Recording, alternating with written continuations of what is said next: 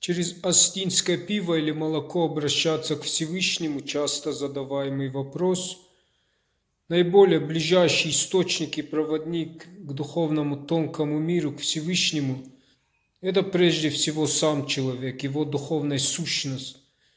Там, где его сердце, его храм, его душа, его магнит. Это то, из чего он создан, из 5 стихий элементов. И, естественно, человек не создан из астинского пива, молока или кока-колы. Почему наши предки почитали огонь?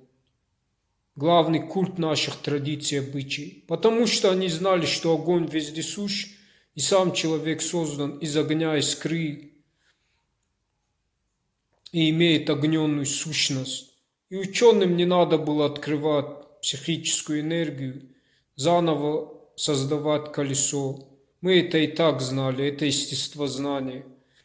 Поэтому и называли себя нартами, частицами Всевышнего, частицы одного целого, одного информационного поля. О чем это говорит? Там, где вы есть, там, где вы находитесь, то, о чем думаете, мыслите, размышляете, как вы ведете свой образ жизни, это и есть постоянная молитва, которая тонкими нитями связана с тонким духовным миром, со светлыми силами или с темными силами. Если вы думаете о хорошем, устремлены к высокодуховным целям, благим делам и поступкам, то светлые силы вас направляют и ведут, показывают вам правильный путь. И наоборот. Это и есть великий закон справедливости Всевышнего, закон кармы, закон бумеранга. Как говорят, что посеешь, что и пожнешь. Мы сами создаем свою судьбу. А что касается наших традиций и обычаев на физическом плане, то, исходя из того, что я сказал, логично, конечно же, чисто символически обращаться к Всевышнему через воду или огонь – это свечка. Но это искаженная форма. И искаженная форма язычества, идолопоклонничества. Если человек не понимает, что через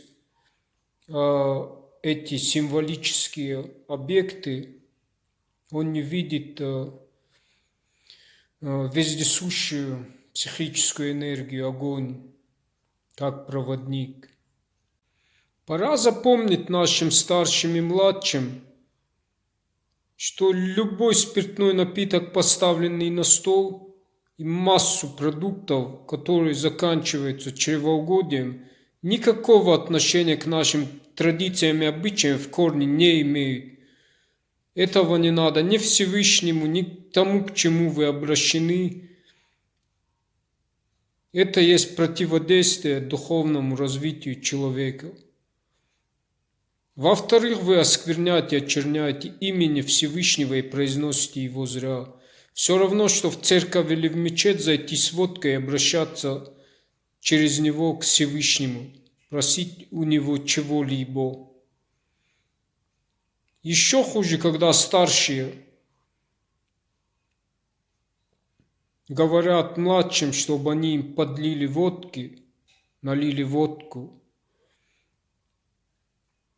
где младшие автоматически становятся соучастниками этого осквернения, очернения, чревоугодия, ну и в принципе самоуничтожение своего генофонда. Это вам наконец-таки надо уже как-то понять.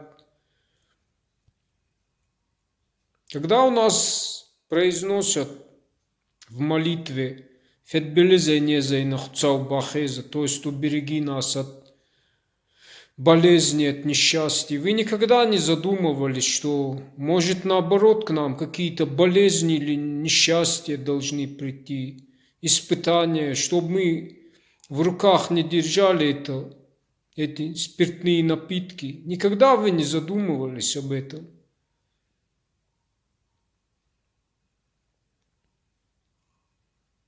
Всевышний посылает испытания, чтобы мы совершенствовались, росли душой, духом, развивались.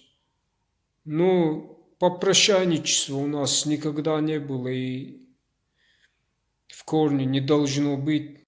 Это и есть искаженная мертвая форма язычества, когда мы сами не понимаем, чего хотим, и не можем воспринять того, чего сами желаем. Поэтому я и создал свое религиозное течение Ас-Садин, хоть и фундаментально в корне она ничем не отличается, чисто практически, где был акцент сделан прежде всего на очищении, на физическом, духовном развитии, культуре, питании, как образ жизни, как ритуал, традиции, обычаи, как молитва. Какой можно сделать вывод?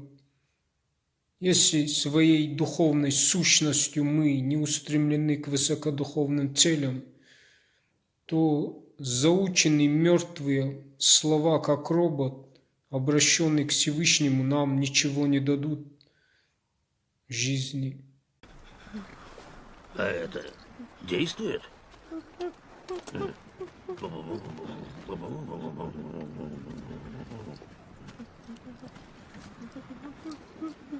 Ничего.